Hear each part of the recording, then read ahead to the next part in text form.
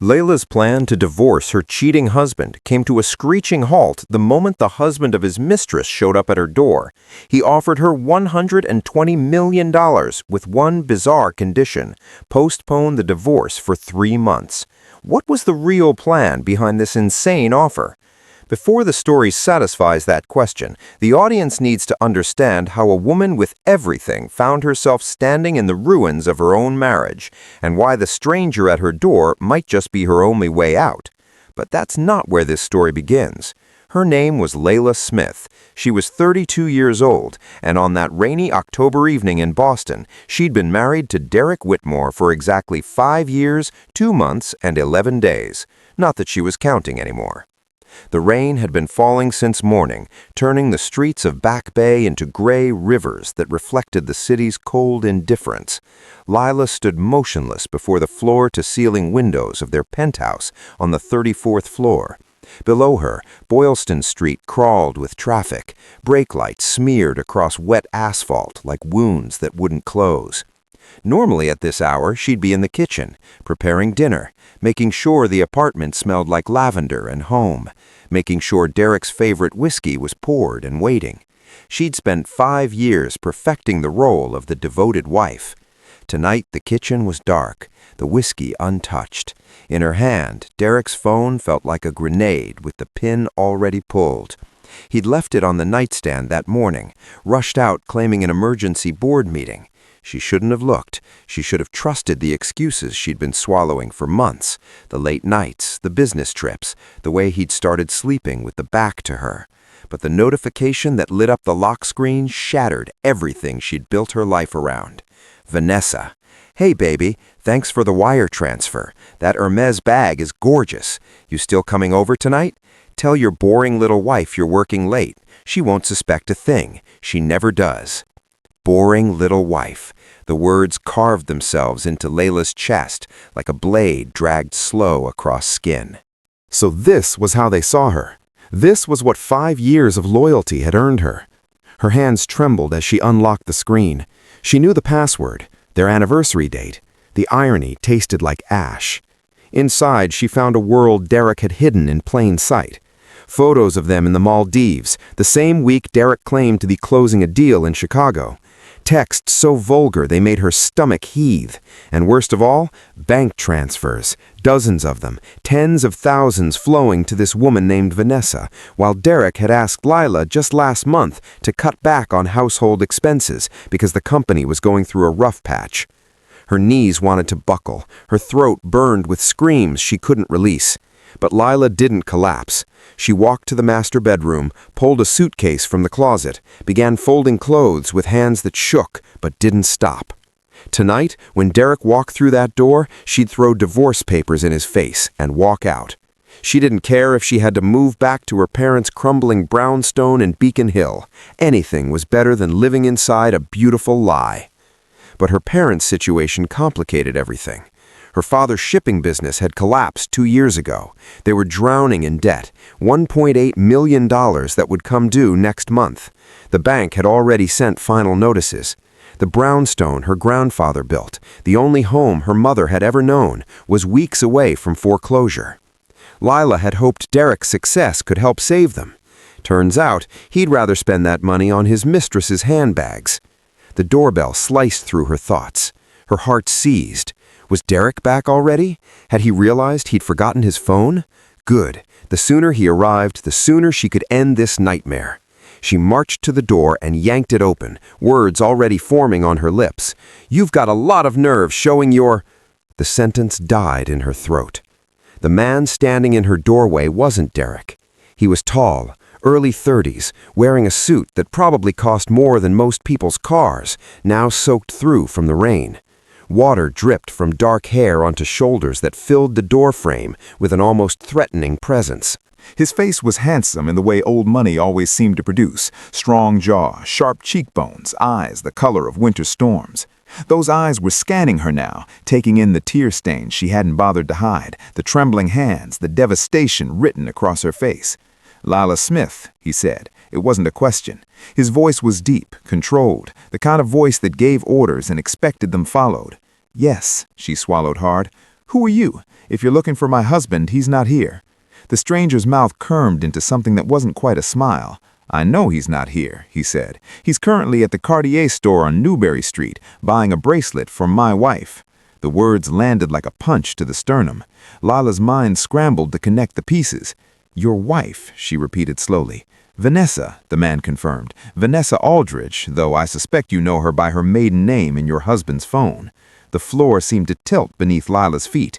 "I'm Sebastian Aldridge," he continued, as if the name alone explained everything, and it did.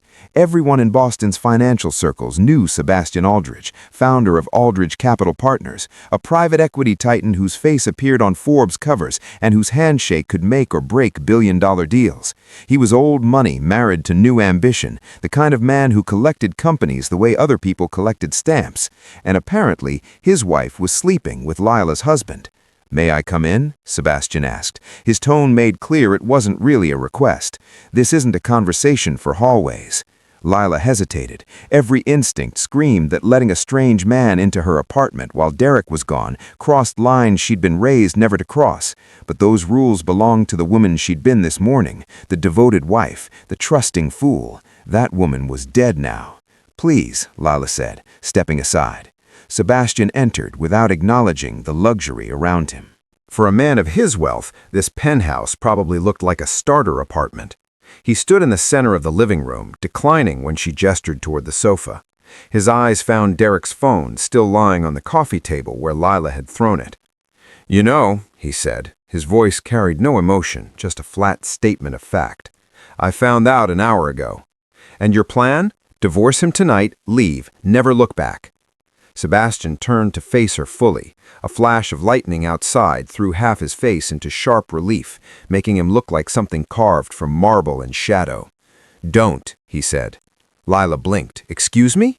"Don't divorce him. Not yet. Don't confront him. Don't let him know you've discovered anything." She almost laughed. The sound that came out was hollow and broken. "Your wife and my husband are destroying our marriages, and you want me to pretend everything's fine? I'm not some doormat who keeps smiling while her husband makes a fool of her." "I'm not asking you to accept the affair." Sebastian reached into his jacket and withdrew a slim leather checkbook. He wrote something with quick, precise strokes, then tore the check free and held it toward her. "I'm offering you a deal." Layla stared at the paper in his hand. She didn't take it. "What kind of deal?" "The kind that turns your heartbreak into revenge. Real revenge. Not the emotional outburst of throwing dishes and screaming accusations. The kind of revenge that leaves your husband with nothing." She took the check. The number printed on it made her vision blur. $120 million. "This is insane," she whispered. "What could you possibly want from me?" "Your patience." Sebastian's voice was ice wrapped in silk. 3 months of it. 90 days where you go home, smile at your husband, and pretend you're the same trusting wife you were yesterday. Let him feel safe. Let him think he's winning. And in return? In return, that money is yours. Enough to pay your parents' debts 10 times over. Enough to secure your family's future for generations. "And when the 3 months end, I'll personally ensure Derek Whitmore loses everything. His company, his reputation, his freedom. You'll walk away with more than you ever dreamed, and he'll be left with nothing but regret." Layla's hands trembled around the check. "Why? Why do you need me?" "Because timing is everything," Sebastian said. "I'm in the middle of a hostile acquisition that involves Vanessa's family's holdings. If I divorce her now, if this scandal explodes prematurely, the deal collapses. My losses would make that check look like pocket change. I need 3 months of silence, and you're the only person who can give it to me." He stepped closer, close enough that she could smell rain and expensive cologne and something darker beneath. The scent of a man who'd learned to turn fury into strategy. "Your husband isn't just a cheater, Layla. He's a terrible businessman, propped up by your family's connections and his own fraud. Right now, my people are quietly acquiring his company's debt. In 3 months, I'll own him, and you'll be the one who gets to watch him fall." The penthouse felt smaller suddenly, the walls pressing in. Layla looked at the check, then at Sebastian's unreadable face, then at the phone on the coffee table, still holding evidence of her husband's betrayal. Somewhere in the back of her mind, she could hear her father's voice, the exhaustion in it when he'd told her about the foreclosure notice, the shame. This money could save them, and if she was honest, truly, brutally honest with herself, she wanted Derek to suffer, not just lose her, suffer. 3 months, she said quietly. 90 days. Sebastian's eyes never left hers. After that, you're free, and he's finished. She folded the check and slipped it into her pocket.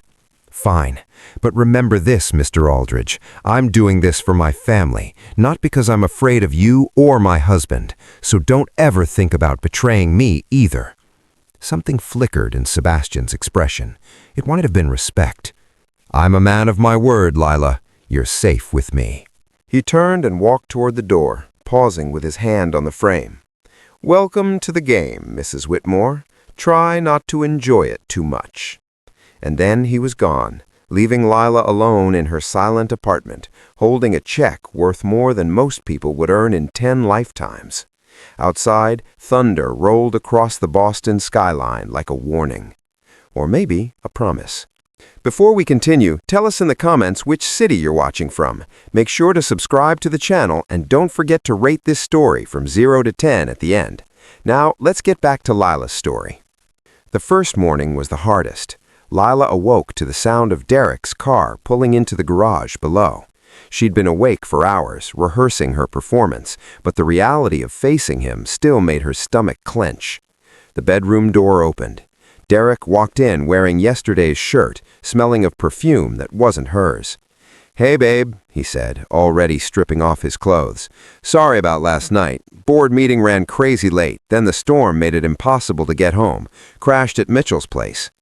Mitchell was in London this week. Layla had seen the pictures on his wife's Instagram, but she just smiled. "I'm glad you're safe. I was worried." Derek paused mid-step. He looked at her, really looked as if checking for traps. "You're not mad?" "Why would I be mad? You were working. That's what husbands do." The relief that washed over his face was almost comical. He crossed to her, kissed her forehead with lips that probably been somewhere else entirely a few hours ago. "You're the best, Lay. Seriously, I don't deserve you." "No," Layla thought as she returned his embrace. "You really don't." The check cleared the next morning. $120 million, sitting in an account Sebastian's people had helped her open under her maiden name, untraceable to Derek, unknown to anyone. She moved quickly after that. First, her parents' deaths. She paid them in cash through a series of anonymous transfers that would never lead back to her. When she visited the Beacon Hill brownstone that afternoon, her mother was crying at the kitchen table. "A miracle," her mother kept saying. "Someone paid everything. We're safe, Layla. We're safe." Layla held her and said nothing. Let them think it was divine intervention. Let them keep believing in a universe that rewarded faith. She knew the truth. There was no miracle. Just a woman who'd learned that betrayal could be converted into currency if you were patient enough. The days that followed developed their own rhythm. Layla played the role of devoted wife with the precision of a surgeon. She cooked Derek's favorite meals, laughed at his jokes, pretended not to notice when he texted under the table or took calls in rooms she wasn't allowed to enter. But behind the mask, she was learning. Sebastian had given her a second phone, prepaid, untraceable, and through it she received daily briefings on Derek's unraveling business. Whitmore Logistics, it turned out, was a house of cards built on forged financial statements and borrowed time. Every week, Sebastian's shell companies acquired more of Derek's debt. Every week, the noose tightened without Derek feeling a thing. He thought he was still in control. That was the beautiful part. He had no idea that the ground beneath his feet had already been sold to someone else. 3 weeks in, Layla met Sebastian at a contemporary art gallery in Soho. The space had been closed for a private viewing, a convenient cover for their meetings. Layla walked through installations of twisted metal and shattered glass, thinking how appropriate the setting was for discussions about destroying a man's life. Sebastian was waiting beside a massive canvas painted entirely in shades of red. "Your husband made a mistake last night," he said, without greeting. "He transferred $40 million of company funds to an offshore account in the Caymans, trying to hide assets before the divorce he assumes is coming." Layla's jaw tightened. "The apartment, he used it as collateral, didn't he?" Sebastian nodded. "Your grandmother's apartment, the one in your name. He forged your signature 3 months ago, had it appraised and leveraged without your knowledge." The betrayal shouldn't have surprised her anymore. But somehow, each new revelation still managed to carve fresh wounds. That apartment was all I had from her. "And you'll get it back." Sebastian's voice was steady. "Certain. The bank in the Caymans? I acquired a controlling interest in its parent company last month. Derek's hidden money isn't hidden from me. When this ends, I'll have proof of wire fraud, embezzlement, and forgery. He won't just lose his company, he'll lose his freedom." But that decision would cost him everything. He just didn't know it yet. Week 6 brought an unexpected development. Sebastian invited Layla to Sonoma Valley, a resort he was considering acquiring, he said. He needed a second opinion on the interior design, the guest experience, the kind of details only a woman's eye would catch. The excuse was flimsy. They both knew it. But Layla went anyway. Derek was too busy with Vanessa to notice her absence. She told him she was visiting a college friend in the Hamptons, and he'd barely looked up from his phone when he mumbled approval. The resort was perched on a hillside overlooking endless rows of grapevines. The air smelled of earth and sunshine and possibility. For 2 days, Layla felt something she hadn't experienced in years. Freedom. Sebastian was different here. Away from Boston, away from boardrooms, the ice in his demeanor thawed slightly.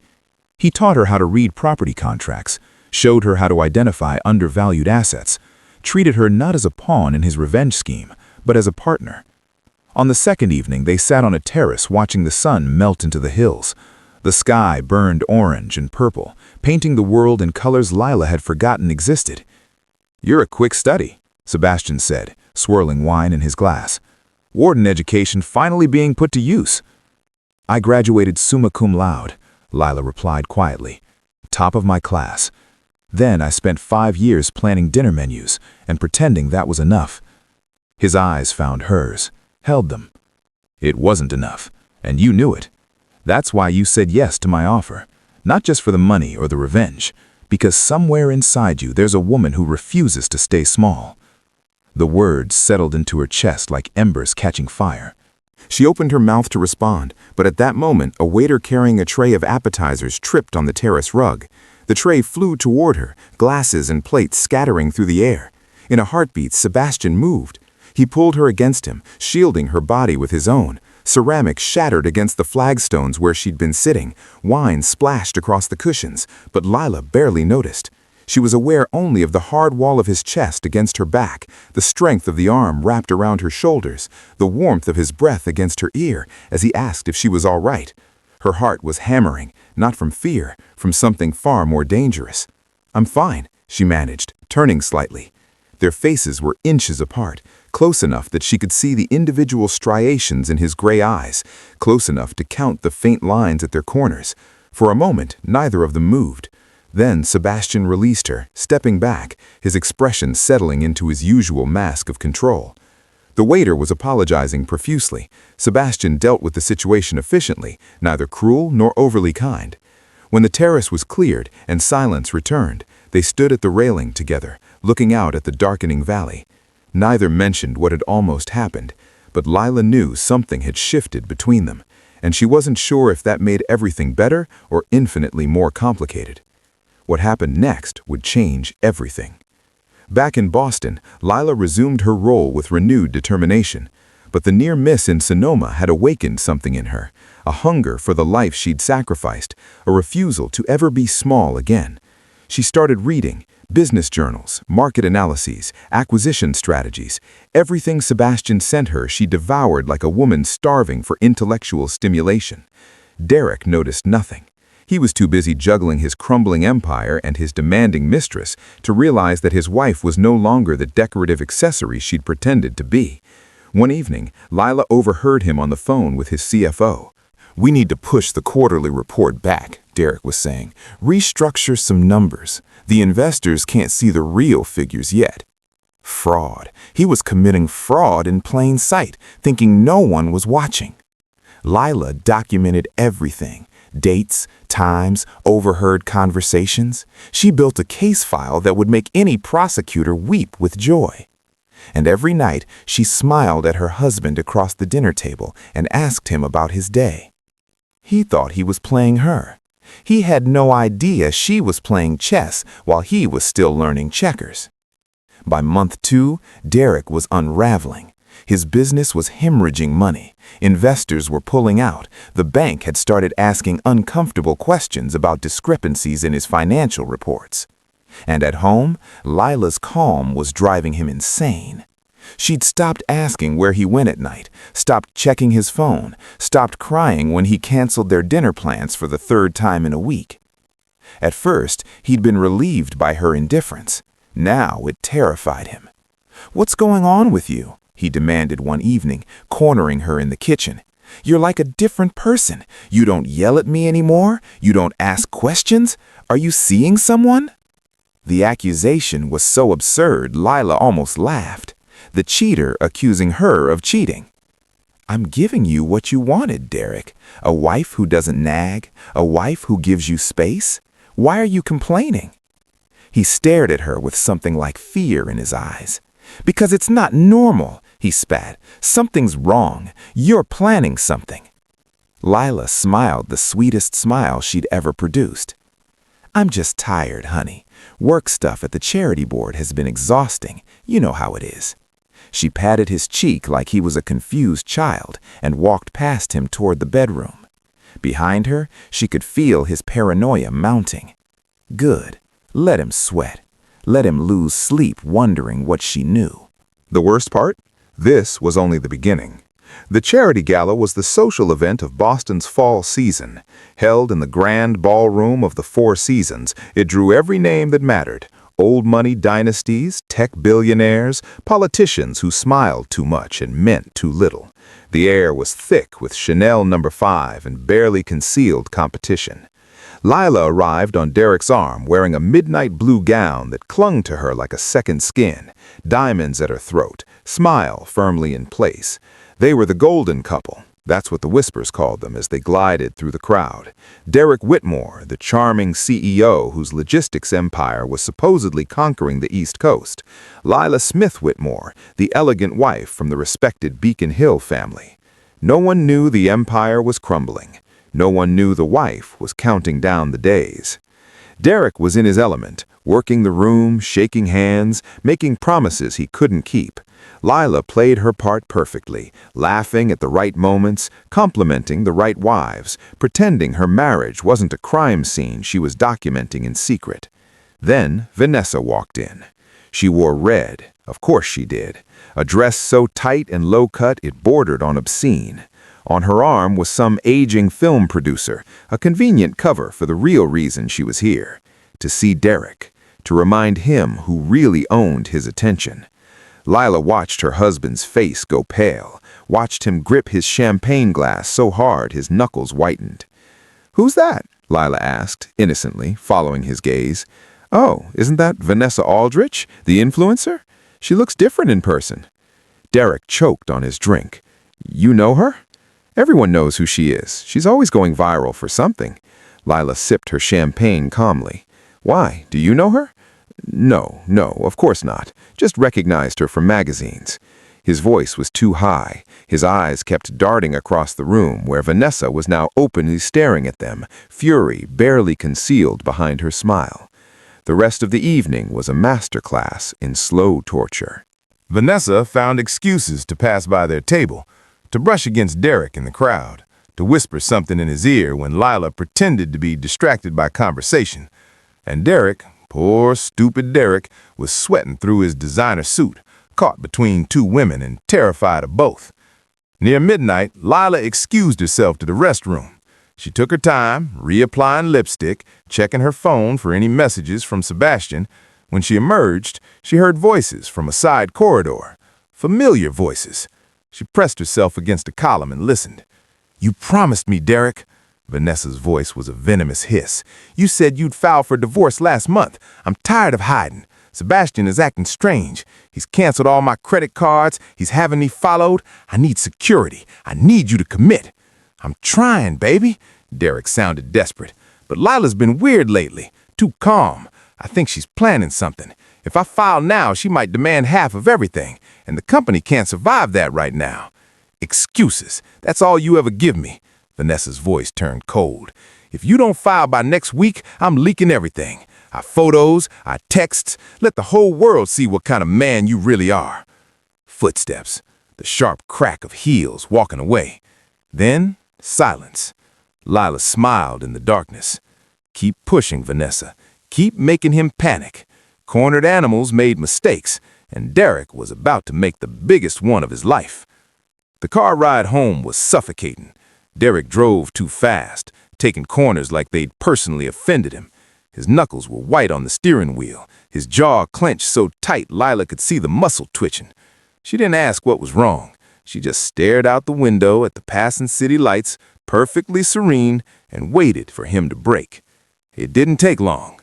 "What's your problem?" Derek suddenly exploded, slamming his palm against the wheel. "You sit there like a statue all night. You don't talk to me. You barely look at me. What is going on, Layla?" She turned to him slowly. Her voice was ice. "Isn't this what you wanted? A wife who doesn't ask questions? A wife who gives you freedom? I've given you exactly that, and now you're angry. What do you actually want, Derek?" He had no answer, because the truth was he wanted control. He wanted a wife who adored him unconditionally while he betrayed her behind her back. He wanted to have everything without consequence, and for the first time, he was realizing that wasn't possible. "I want things to go back to normal," he muttered finally. Layla almost felt sorry for him. Almost. Normal doesn't exist anymore, she thought. You just haven't realized it yet. The storm hit Boston 3 days later. Power lines came down across the city. Traffic lights went dark. The penthouse lost electricity just after sunset, plunging every room into shadow. Layla sat in the living room, a single candle flickering on the coffee table, pretending to read by its meager light. Derek paced like a caged animal, phone pressed to his ear as he screamed at subordinates about a shipment stranded at the port. His business was collapsing in real time. She could hear the desperation in his voice, the fear. "I don't care about the storm. Find another route. If that cargo doesn't move by tomorrow, we lose the contract. Do you understand? We lose everything." He slammed the phone down and ran both hands through his hair. "Can you stop reading that magazine? Your husband is losing his mind here, and you're just sitting there." Layla turned a page. "And what would you like me to do, Derek? Yell along with you?" His face contorted with frustration. And then it happened. A buzzing sound, faint but unmistakable in the silent apartment. A phone vibrating. But Derek's phone was in his hand, and Layla's regular phone was on the kitchen counter. Her blood turned to ice. The secret phone, the one Sebastian had given her. She'd hidden it between the sofa cushions that morning and forgotten to silence it. Stupid. So stupid. What was that? Derek's head snapped toward the couch. "I didn't hear anything." "That was a phone, Layla. I'm not an idiot." He was already moving, already tearing cushions aside with the frantic energy of a man who'd been waiting for proof that his paranoia wasn't unfounded. "Derek, stop! You're being ridiculous." But he wasn't listening. He'd found it. The slim black device sat in his palm, screen glowing with a single notification. Sebastian. Final briefing. Tomorrow, 10 a.m., don't be late. The name hung in the air between them like a bomb waiting to detonate. Who the hell is Sebastian? Derek's voice had dropped to something dangerous, a deadly calm before the storm. "So this is why you've been so peaceful. You've got a lover. You've been playing me this whole time." He grabbed her shoulders, fingers digging in hard enough to bruise. "Answer me. Who is he?" "You're hurting me, Derek." "I don't care. Tell me who this bastard is." His grip tightened, shaking her, his face twisted into something she barely recognized. This was a man capable of anything. And then the front door exploded inward. The crack of splintering wood echoed through the apartment like thunder. Derek released her, spinning toward the entrance. A figure stood, silhouetted in the doorway. Tall, soaked from the rain, flanked by two massive bodyguards. Sebastian Aldrich. "Take your hands off her, Peterson." His voice was quiet, but it carried the weight of absolute authority. Derek's face cycled through confusion, recognition, then fear. You're Sebastian Aldrich. What are you doing in my home? Why are you sending messages to my wife?" Sebastian stepped inside as casually as if he owned the place. His bodyguards moved efficiently, positioning Derek onto the opposite sofa with firm hands that left no room for argument. "Your wife isn't cheating on you," Sebastian said, brushing rain from his sleeve. "She works for me." "Works?" Derek's voice cracked. "Doing what?" "Acquisition consulting." His tone left no room for questions. "That message you saw? We were discussing a business strategy that happens to involve your company. Your wife has been trying to save your failing business behind the scenes, and this is how you repay her, with accusations?" The lie was beautiful, perfect, delivered with the confidence of a man who'd spent his life making people believe whatever he wanted them to believe. Derek's anger deflated like a punctured balloon. "Save my company? What do you mean?" Sebastian's smile was thin, cold. "Your company is drowning, Whitmore. Debts everywhere, cash flow in free fall. Layla came to me privately, begging me to consider an investment. She was willing to work overtime as a go-between, all to protect your pride." The guilt that washed over Derek's face was almost satisfying. Almost. I didn't know." He looked at Layla with something approaching shame. "Is that true? You've been doing all this for me?" Layla summoned every ounce of acting skill she possessed. "I didn't want you to worry," she said softly. "I know how stressed you've been. I thought if I could help behind the scenes." Derek hung his head. "God, Layla, I'm so sorry. I've been such an idiot." Sebastian straightened his cuffs. "Come to my office tomorrow," he said. "Bring your company's legal documents. We'll discuss terms for the capital injection. Consider this a second chance, Whitmore. Don't waste it." "Yes, sir." Derek was nodding like an eager puppy. Thank you so much. And one more thing." Sebastian placed a hand on Derek's shoulder. The grip looked friendly. Layla knew it wasn't. Never raise your voice at your wife again. If I hear that you've been rough with her, the deal is off. Are we clear?" "Crystal clear, sir. I promise." Sebastian's eyes found Layla's across the room. "Tomorrow," they seemed to say. "Tomorrow, we finish this." That night, after the power returned and Sebastian departed, Derek was insufferably attentive. He apologized. He massaged her feet. He brought her tea and praised her as the best wife any man could ask for. Layla smiled through it all. She didn't tell him that tomorrow wasn't a rescue mission. It was an execution. The morning arrived clear and cold. Layla stood before her mirror, applying lipstick the color of dried blood. Her reflection looked back at her with steady eyes. No fear, no hesitation, only the calm certainty of a woman who'd spent 90 days preparing for this moment. She wore black, a tailored sheath dress that fit like armor, diamonds at her throat, the ones Sebastian had sent with a note that read, "For your freedom." Derek had left early, practically bouncing with excitement about the meeting that would supposedly save his company. He'd kissed her cheek at the door and told her everything was going to be okay. He had no idea how right he was, just not in the way he imagined.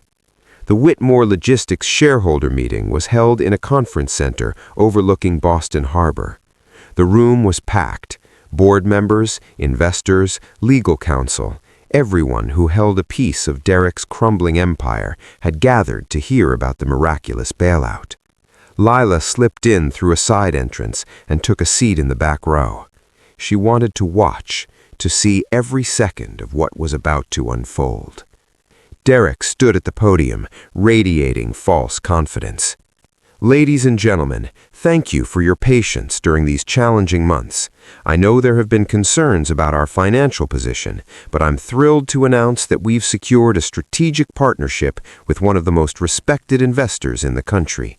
Today marks a new chapter for Whitmore Logistics. Murmurs rippled through the crowd, some skeptical, some hopeful. "Who's the investor?" someone called out. Derek smiled his most charming smile.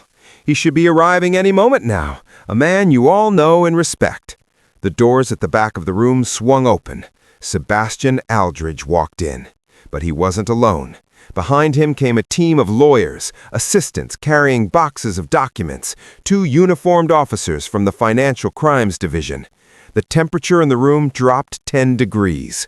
Derek's smile faltered. "Mr. Aldridge, welcome. I have all the documents ready for the investment signing." Sebastian walked past Derek's outstretched hand without a glance. He continued to the podium, took the microphone, and surveyed the room with eyes like frozen steel. "Good morning," his voice echoed through the silence. "I am Sebastian Aldridge, and I'm not here as your savior." Derek's face went white. "As of 8 o'clock this morning," Sebastian continued, "Aldridge Capital Partners has acquired 92% of Whitmore Logistics' outstanding debt from its primary lenders. Per the default clauses in your loan agreements, defaults caused by Mr. Whitmore's own financial mismanagement, I now have the legal right to convert that debt to equity." He paused, letting the words sink in. "As of this moment, I am the majority owner of this company." Chaos erupted. Derek stumbled backward, gripping the podium for support. This is a mistake. We had a deal. You said you were here to help." "Help?" Sebastian's voice cut through the noise like a blade. "I'm here to show your shareholders exactly what kind of man they trusted with their money." He pressed a button on a remote. The screen behind the podium flickered to life. And there they were. Derek and Vanessa, in high definition, captured by hidden cameras Layla herself had planted over the past 3 months. Images of them in hotel rooms, in his car, in the penthouse when Derek had sworn he was working late. Their conversations played through the speakers. "Layla's so boring," Derek's recorded voice said. "She has no idea I'm using her family's connections to keep the company afloat while spending the real profits on you, baby." "And Sebastian?" Vanessa's voice purred back. "When are we getting rid of him?" "Soon." Derek's laugh was ugly. "Once I've hidden enough assets offshore, I'll file for divorce and leave Layla with nothing. She'll never even know what hit her." The room had gone deathly silent. Every eye was on Derek. His face was gray. His hands shook. He looked like a man watching his own execution. But Sebastian wasn't finished. Mr. Whitmore forged his wife's signature to leverage assets that weren't his. He embezzled company funds to finance his affair. He created fraudulent financial documents to deceive his investors and lenders. Sebastian gestured to the officers waiting at the side of the room. "The evidence has already been submitted to the SEC and the district attorney's office." Derek's mouth opened and closed. No sound came out. He turned wildly, searching the crowd for someone, anyone who might help him. His eyes found Layla. She rose slowly from her seat. Every head turned to watch as she walked down the center aisle, her heels clicking against the marble floor like a countdown. She stopped directly in front of her husband. For a long moment, she just looked at him, at the man she'd loved, the man she'd sacrificed her career for, the man who'd planned to destroy her while she slept beside him every night. "Layla, please," he whispered. "I'm your husband. We can work this out. Think about what people will say." She reached into her bag and withdrew a thick envelope. "The divorce papers," she said clearly. "Sign them." The envelope hit his chest and fell to the floor, papers scattering across the marble. "Also included is a complete record of your offshore transfers, your forged documents, every lie you told for the past 3 years. Her voice carried through the silent room. "You thought I was boring, Derek. You thought I was stupid. You thought you could take everything from me while I smiled and made you dinner." She leaned closer, her voice dropping to something only he could hear. I knew. For 3 months, I knew everything. Every hotel, every transfer, every kiss you gave her thinking I was blind. And while you were busy with your mistress, I was busy burning your world to the ground." Derek's legs gave out. He collapsed to his knees on the conference room floor, surrounded by the scattered papers of his divorce and the evidence of his crimes. The officers moved forward. "Derek Whitmore," one of them began, "you're under arrest for wire fraud, embezzlement, and forgery. You have the right to remain silent." The rest was lost in the chaos. Shareholders shouting, cameras flashing, Derek being hauled to his feet and led toward the exit. Layla didn't watch him go. She turned to find Sebastian standing nearby, watching her with something like admiration. "Well played, Mrs. Whitmore," he said quietly. "Or should I say, Ms. Smith?" Layla felt something loosen in her chest, a weight she'd been carrying for 5 years finally lifting. "Just Layla," she said. "I think I've earned that." 1 month later, the morning sun streamed through the windows of a small cafe in Beacon Hill, just 3 blocks from her parents' brownstone.